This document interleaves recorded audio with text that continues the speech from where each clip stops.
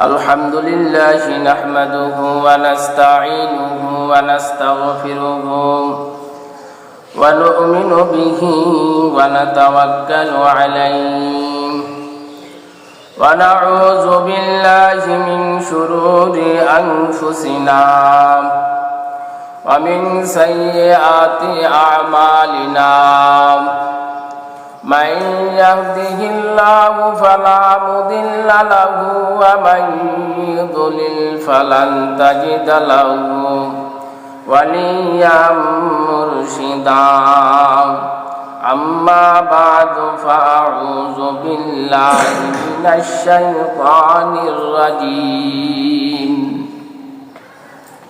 بسم الله الرحمن الرحيم والعصر إن الإنسان لفي خسر وقال تعالى إن مع العسر يسرا وقال حبيب شان من قام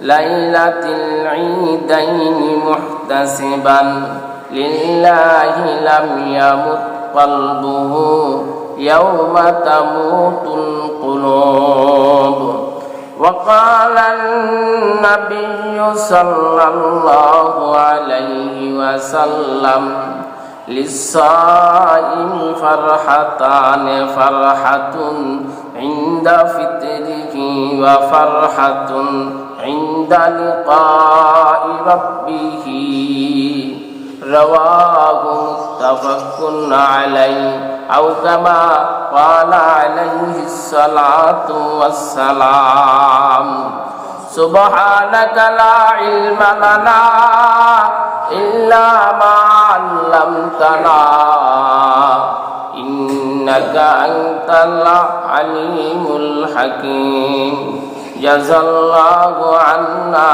محمدا ما هو أهله اللهم أرنا الحق حقا وارزقنا اتباعه وأرنا الباطل باطلا وارزقنا اجتنابه সবাই বলেন আমিন দুরূদ ইব্রাহিম আওয়াজ দিয়ে পড়ি আল্লাহুম্মা সাল্লি আলা মুহাম্মাদ ওয়া আলা আলি মুহাম্মাদ কামা সাল্লাইতা আলা ইব্রাহিম ওয়া আলা আলি ইব্রাহিম ইন্নাকা হামিদুম মাজিদ আল্লাহুম্মা বারিক আলা মুহাম্মাদ ওয়া আলা আলি মুহাম্মাদ কামা বারাকতা আলা ইব্রাহিম ওয়া আলা আলি ইব্রাহিম ইন্নাকা হামিদুম মাজিদ মহান আল্লাহ পাক রব্বুল আলামিনের দরবারে অসংখ্য অগণিত নিয়ামতের শুকর ও সুজুদ যে মহান আল্লাহ সুবহানাহু তাআলা আমাকে আপনাকে দুনিয়ার সকল প্রকার ঝামেলাকে মুক্ত করে আল্লাহর ঘর মসজিদে আল্লাহ সুবহানাহু তাআলা রমজান মাসের শেষ জুমা মালিক সমস্ত প্রকার গুনাহের আসবাব থেকে ফারাক করে আল্লাহ সুবহানাহু তাআলা আমাদেরকে আগে ভাগে মসজিদে আনছেন এজন্য মহামৌনিবের দরবারে শুকরিয়া আদায় করি আলহামদুলিল্লাহ মহামালিকের দরবারে শুকরিয়া আদায় করতে হবে কেন শুকরিয়া আদায় করতে হবে যে মালিক আমাদেরকে পুরো একটা মাস শ্যাম সাধনার মাধ্যমে আজ 27 রমজান পর্যন্ত মালিক আমাদেরকে কবুল করেছেন সুস্থতার সঙ্গে শ্যাম সাধনার মাধ্যমে এই দিনগুলা কাটানোর সুযোগ কে দান করেছেন? আমার আল্লাহ। আল্লাহ নাই চাইতে পারতেন, আমাদের ইচ্ছা আছে, অঙ্গীকার আছে, আল্লাহ সুবহানাহু ওয়া তাআলা শত রহমত দিয়া বান্দাকে তার হুকুম পালন করায়। কারণ হচ্ছে যে রমজান মাস বরকতিময় মাস, গুনাহ মাফের মাস, রহমত মাসের মাস, কোরআন নাজিলের মাস।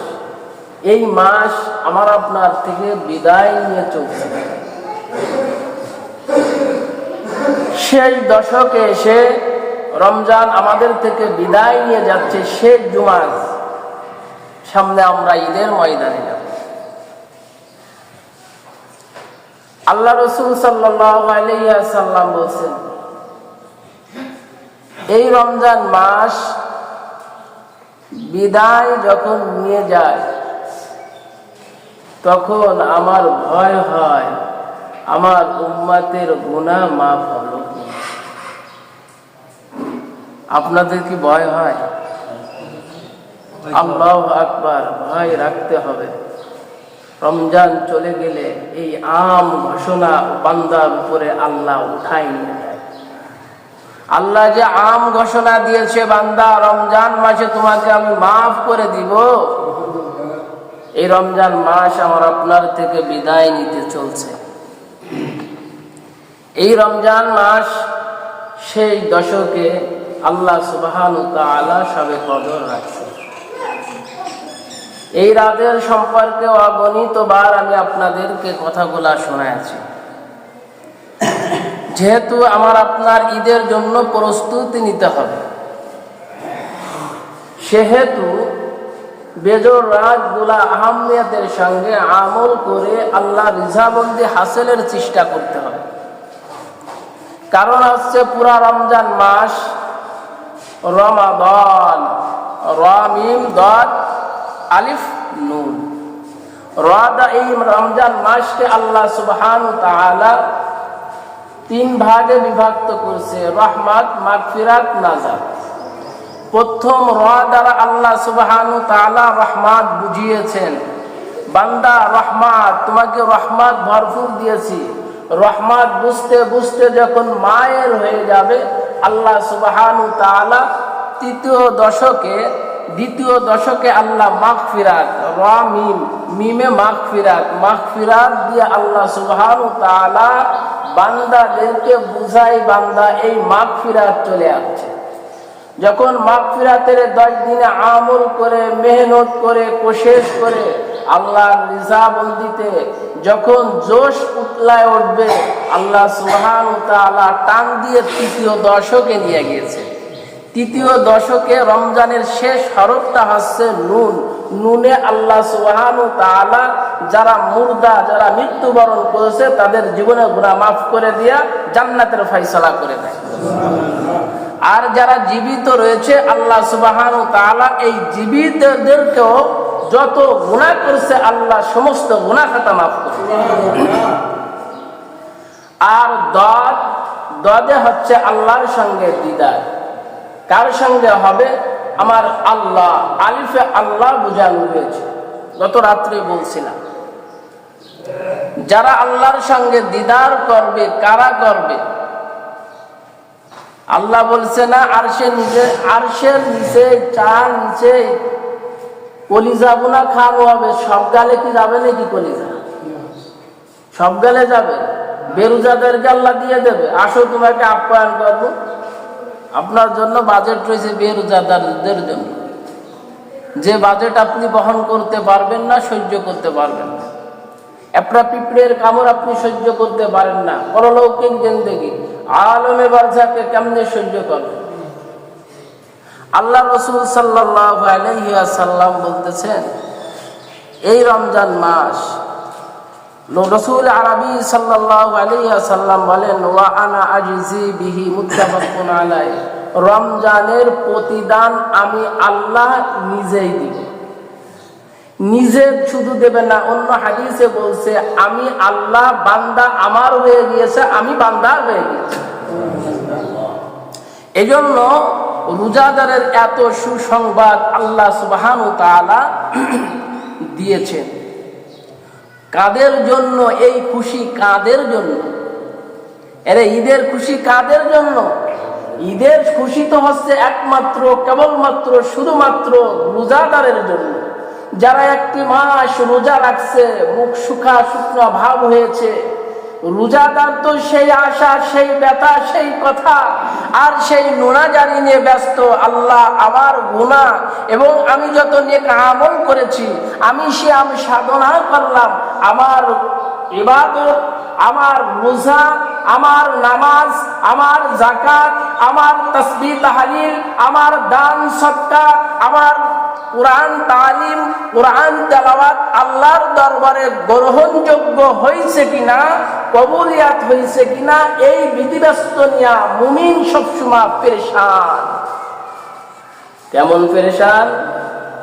ঈদের দিন হযরতে খলিফাতুল মুসলিমিন হযরতে ওমর ফারুক রাদিয়াল্লাহু তাআলা ঘরে বসে আছেন, কামরায় বসে আছেন।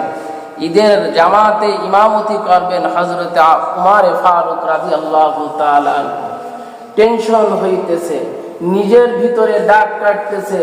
আমি একটা মাস রোজা রাখলাম, আমি একটা মাস ইবাদত করলাম, সাহারি খাইলাম, ইফতারি করলাম, লায়াতুল কিয়াম অর্থাৎ তারাবি নামাজ পড়লাম, তাহাজ্জুদের নামাজ পড়লাম, আওবিন ইস্তাগফার করলাম, তাসবিহ তাহলিল করলাম, কোরআন তেলাওয়াত করলাম।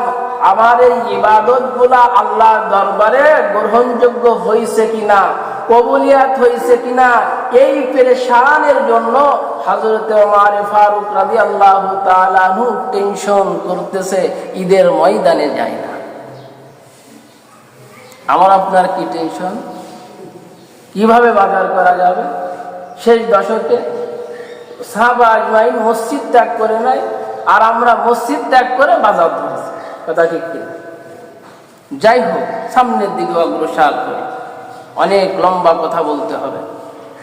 হযরত ওমর ফারুক রাদিয়াল্লাহু তাআলা আনহুকে ডাকার জন্য সাহাবা আজমাইন এসে সালাম দিতেছে। খলিফাতুল মুসলিমিন হযরত ওমর, আপনি ঘরে বসে আছেন, ঈদের নামাজের টাইম হয়ে গেছে, এখন ঈদের নামাজ আপনার পড়াইতে হবে, আপনি আসেন, এত অপেক্ষা কেন?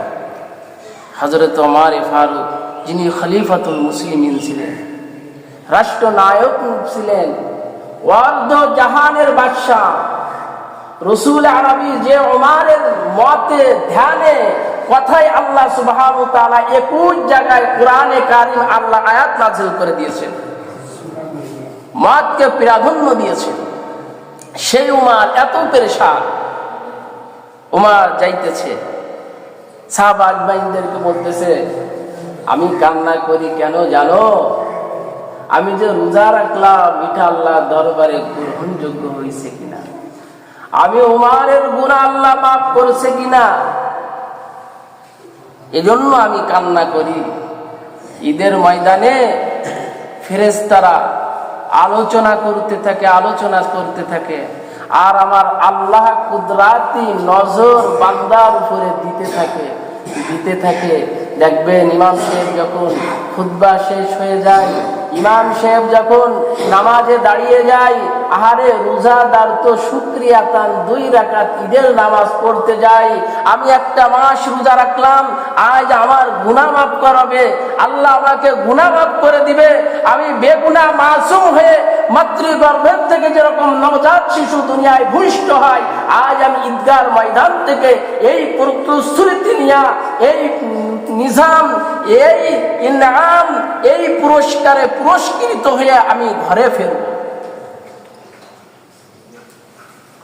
ফেরেশতারা আলোচনা করতে থাকে, আর বান্দা দেখবেন বুক ছেড়ে কান্না করতে থাকে। আল্লাহ হযরতে ওমরের কান্না কি পছন্দ হয়েছে, এজন্য আমার আপনার এই কান্না করা চাই।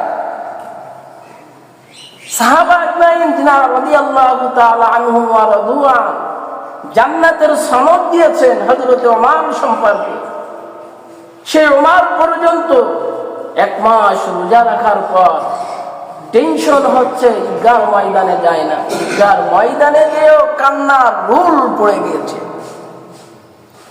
রোজাদার সম্পর্কে ফেরেশতারা পর্যন্ত তাদের নতিজা আল্লাহ ডাক দিয়ে বলতেছে, আমার ফেরেশতারা তোমরা ভালো করে লক্ষ্য করো, আমার বান্দারা একটি মাস রোজা রেখে ঈদগাহর ময়দানে এসেছে, তাদের চেহারার মধ্যে শুকনা শুকনা ভাব রয়েছে।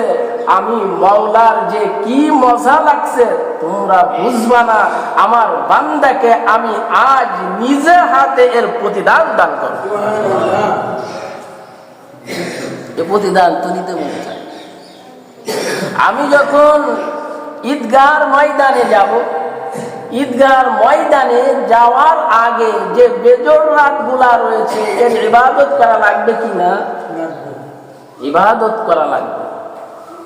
রাসূল আরবি সাল্লাল্লাহু আলাইহি ওয়াসাল্লাম বলতেছেন, আল্লাহর পয়গম্বর বলেন, মান কামা লাইলাতুল ঈদাইন মুহতাসিবান লিল্লাহি লাম ইয়ামুত কলবুহু ইয়াওমা তামুতুল কুলুব। আল্লাহর হাবিব, আল্লাহর পয়গম্বর বিশ্ব নবী বলেন, দুই ঈদের রজনীতে যে সমস্ত উম্মতেরা রাত জাগরণ করবে, ইবাদত করবে, ওই রাতে আল্লাহ সুবহানাহু ওয়া তাআলা বান্দার দোয়াকে কবুল করে নাই। বান্দা যা চায় আল্লাহ সুবহানাহু ওয়া তাআলা তাদের চাওয়া পাওয়াকে আল্লাহ গ্রহণ করে নাই। ঈদের রাতে, ঈদের আগের দিন রজনীতে বান্দা যখন চাঁদ উদিত হয়ে যায়, বান্দা আর খুশি টাকাই রাখতে পারে না। যারা রোজাদার তারা বাড়ি বসে থাকে, মসজিদে বসে থাকেন, রেস্ট নেওয়ার চেষ্টা করে, পেরেশান লাগে। আর যারা রোজা থাকে না তারা দেখবেন বাজি বাজি কিনা ফুটাইতে থাকবে, গান বাজনা চালাইতে থাকবে, নাচ গানের আসরের দিকে তাদের মনটা দাপিত হয়ে যাবে। রোজাদার, যারা রোজাদার হয় ওই রজনীতে পয়গম্বর বলেছেন, যাদের কলব যেদিন মারা যাবে, মৃত্যুবরণ করবে, এই কলবটা ওই দিন ঈদের রজনীতে যারা জাগরিত হবে, আল্লাহর ইবাদতের মধ্যে নিমজ্জিত হবে, পয়গম্বর বলেছেন ওই দিন এই ইবাদত করনেওয়ালা ব্যক্তিদের কলব মরবে না। এই জন্য ঈদের রাতের আগে গুনাহের কাজের জন্য বান্দা দাপিত হয়ে যায়। মুরব্বীরা এত দাপিত হয় না, যারা আগামীতে বয়স রয়েছে রে বাবা, তাদের মধ্যে গুনাহের কাজের মধ্যে তাদের অন্তরের মধ্যে ঝলকানি দিতে থাকে, চাহিদা বাড়তে থাকে। সামনে আগামীকাল ঈদ, কিভাবে আমার গুনাহের কাজের মধ্যে লিপ্ত হওয়া যায়। এই জন্য পয়গম্বর বলেছেন, ঈদের রাতের আগে তুমি কি করো? ইবাদত করো, রাত জাগরণ করো।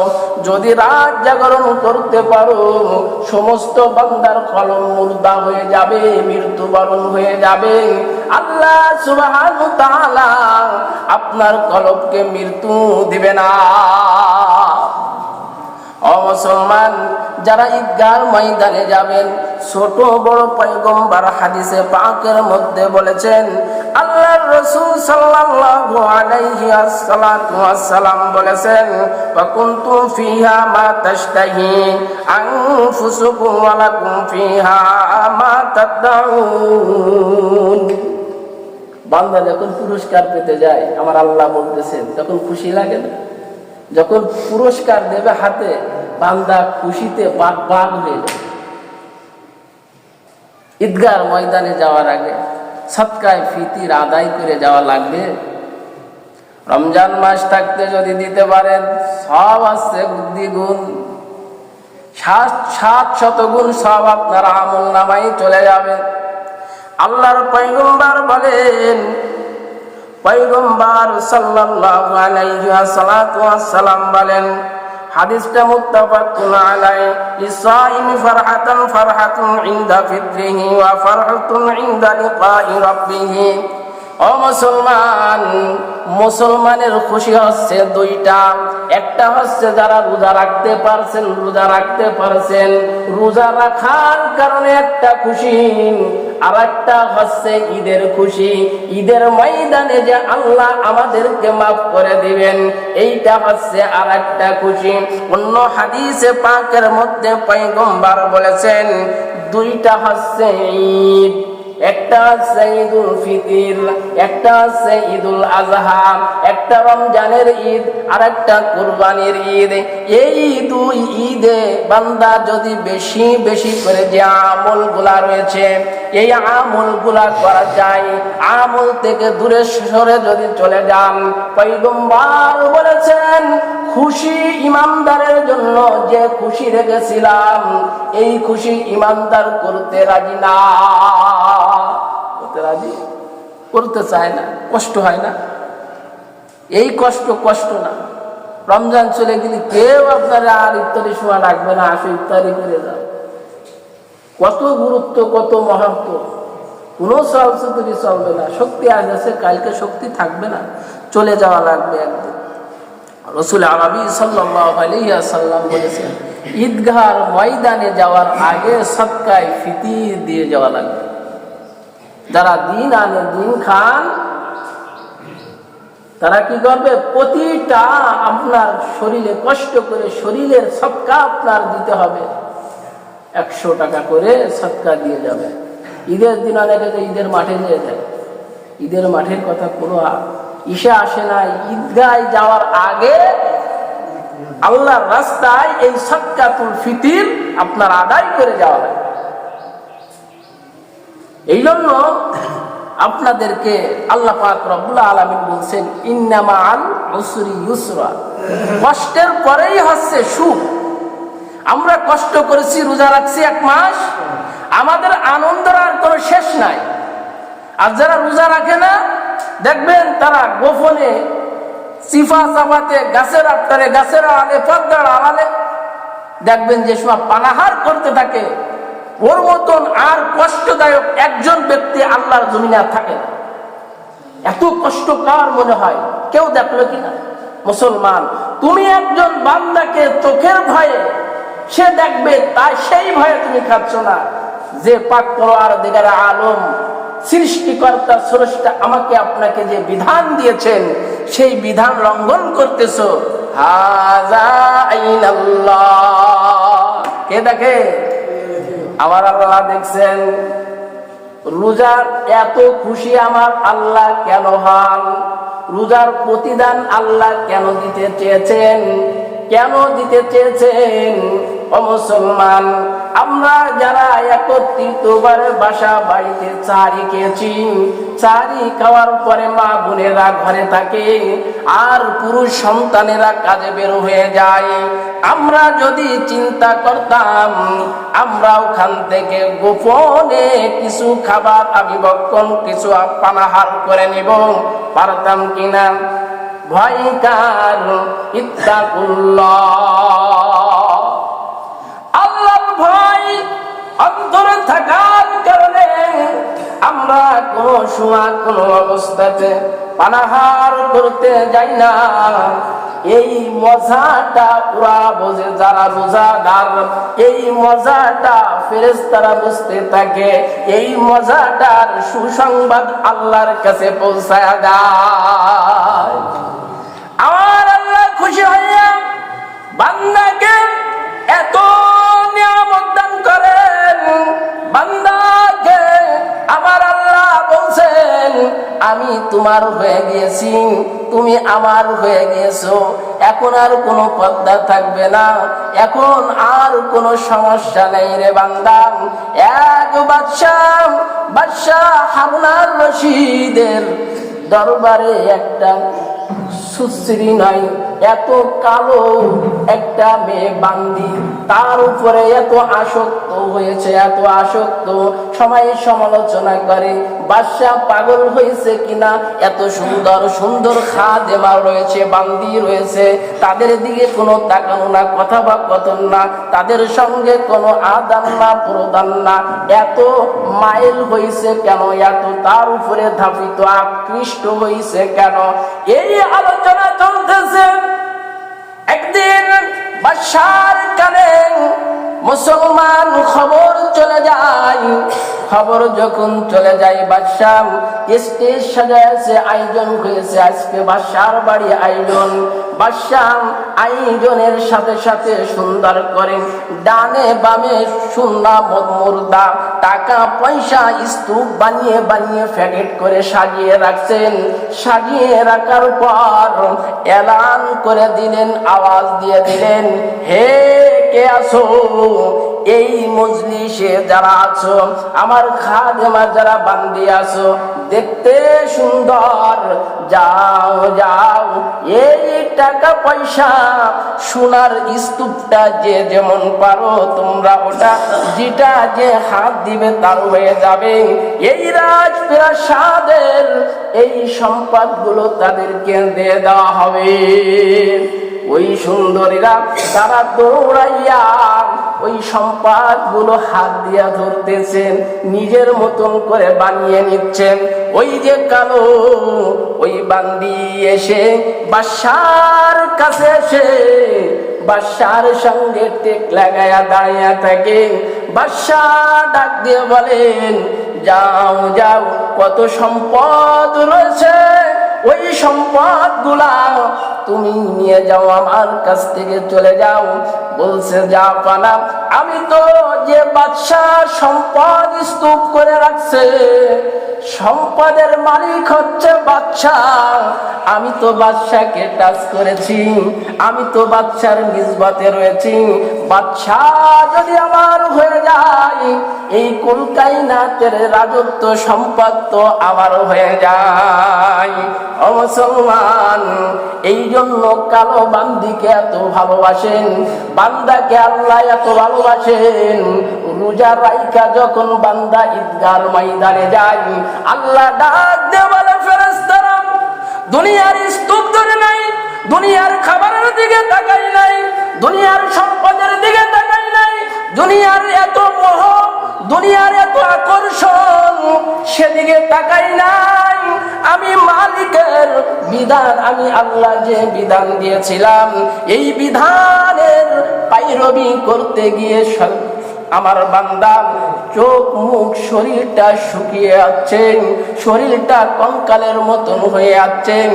আমাকে পাওয়ার জন্য, আমার দিদারের জন্য আর সে রোজা রাখছে। আমি বান্দার প্রতিদান শুধু দিব নাই, আমার বান্দা জন্য আমি আল্লাহ স্বয়ং প্রতিদান হয়ে যাব। হতে পারেন কিনা? এই জন্য রমজান মাস আস্তে আস্তে করে বিদায় নিচ্ছে। আর একটু কথা বলে যাব, ঈদের দিন সমস্ত মুসাল্লি এখন তো আসবেন না, 27শে রজনী হয়ে গেছে, এখন তো মনে করছেন আর কোনো তারাবি নাই, আসেনি। আরে মুসলমান আসেনি, ভালো করে বোঝেন। এরকম একটা ধারণা রয়েছে, আপনাদের ভালো করে বুঝে নেন। এই মুসাল্লিগুলা ঈদের আগ পর্যন্ত হয়তো আমার সঙ্গে আর সাক্ষাৎ হবে না। ঈদের ময়দানে আপনি কেমনে যাবেন? কিভাবে ঈদের ময়দানে যাবেন? কোন সুন্নাতের ভিত্তিতে ঈদের ময়দানে যাবেন জানা দরকার আছেনি? জানা দরকার আছে না?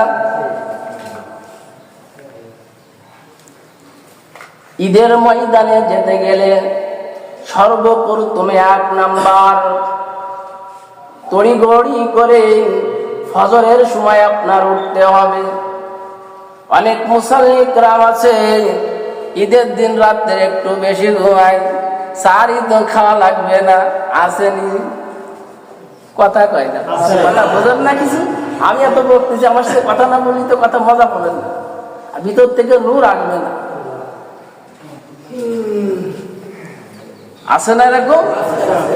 চুপ করে খালি ঘুমাতে থাকবে, খালি ঘুমাতে ক্লান্ত হয়ে গেছে। আরে মজা তো ওই দিনের রাতে, কলব মারবে না। এজন্য পয়গম্বর বলেছেন আগে ভাগে উঠতে হবে, আগে ভাগে। যেমন ভাবে আপনি সাহারি খাইতে উঠছেন, 3টের সময় উঠতেন, একটু 1.5 ঘন্টা ঘুমান। 4টের সময় উঠা, সামনে কিছু সময় আছে, 4 রাকাত, 6 রাকাত, 8 রাকাত, 12 রাকাত কিছু নফল নামাজ পড়েন। মালিকের দরবারে কান্দেন, আল্লাহ ও মালিক, আর একটা মাস রোজা রাখলাম, এই একটা মাস রোজা রাখলাম রে মালিক, আর সাহারিতে উঠতে হয়তো হবে না, আগামীতে হয়তো তুমি আমাকে যে হায়াত দিয়েছিলা, হায়াতের বরকত নষ্ট। ইদা জা আজালুহুম লা ইস্তাখিরুনা সাআতাও ওয়া লা ইস্তাকদিমুন।